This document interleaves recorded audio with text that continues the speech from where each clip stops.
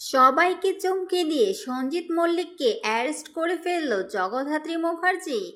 হ্যাঁ দর্শক, এমনটাই দেখা যাবে নতুন গল্পে। ভালো লাগলে লাইক কমেন্ট সাবস্ক্রাইব করে দিতে ভুলবেন না। ঋষভ ও দুর্গা একে অপরকে ভালোবাসে, তাই তাদের আশীর্বাদের দিন ধার্য করা হয়েছে। তখনই দেখা যাবে সঞ্জিত মল্লিক মাস্টার মাইন্ডের প্ল্যান করে রাখে। সে প্ল্যান করে রাখে যে আশীর্বাদের দিনই সে জগদ্ধাত্রী মুখার্জিকে শ্যুট করে দিবে। সেই অনুযায়ী দেখা যায় যে সঞ্জিত মল্লিক জগদ্ধাত্রী মুখার্জিকে শ্যুট করে, কিন্তু সেটা তার গায়ে লাগে না।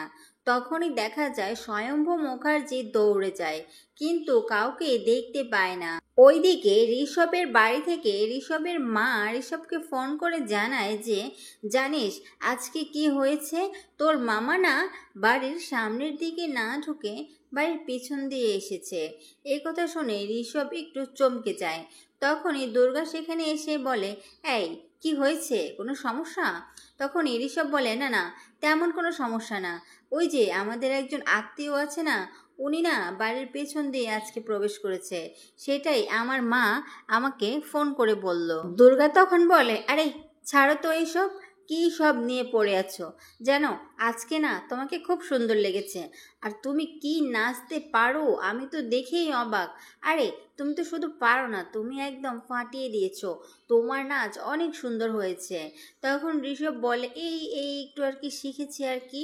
দুর্গা বলে, আরে না না, সেটা নয়, তুমি একদম ফাটিয়ে দিয়েছো, আমি তো দেখেই অবাক। আমি তো এমন একটা ছেলেকেই খুঁজেছিলাম, তোমার নাচ আমার ভীষণ ভালো লেগেছে। ওইদিকে জগদ্ধাত্রী আর স্বয়ম্ভু সাধুদার কাছে গেছে, গিয়ে সবটাই বলল। সাধুদা তখন বলল, একের পর এক হামলা চালাচ্ছে, এটা কিন্তু ভালো কিছু না। আর শোনো, তোমাকে মৈত্র বাড়িতে যেতে হবে। তখনই জগদ্ধাত্রী বলে, আমার মেয়ে দুর্গা ওনার ছেলেকে ভালোবাসে, এখন ওনাদের বাড়িতে যাওয়াটা কি ঠিক হবে? তাহলে সম্পর্কটা তো তলানিতে পৌঁছে যাবে। সাধুদা তখন বলে, দেখো এটা যেমন ঠিক ওইটাও তো তেমন ঠিক, তাই না? ওইদিকে জগদ্ধাত্রী মুখার্জি তাতে হ্যাঁ মেলায়। কিছুদিন পরই দেখা যাবে যে জগদ্ধাত্রী মুখার্জি সঞ্জিত মল্লিকের আত্মীয় লিস্ট বের করে ফেলবে, আর সেখানে দেখতে পেয়ে যাবে যে ঋষভের মায়ের দাদা হচ্ছে সঞ্জিত মল্লিক।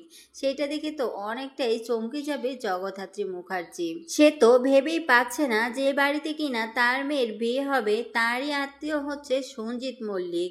সঞ্জিত মল্লিক যে দুর্গাকেও ছাড়বে না, আবার জগদ্ধাত্রী মুখার্জিকেও ছাড়বে না, তাহলে তার টার্গেটটা কি? এমনটাই ভাবতে থাকে জগদ্ধাত্রী মুখার্জি। হ্যাঁ দর্শক, এমনটাই দেখতে পাবেন নতুন গল্পে। ভালো লাগলে লাইক কমেন্ট সাবস্ক্রাইব করে দিতে ভুলবেন না।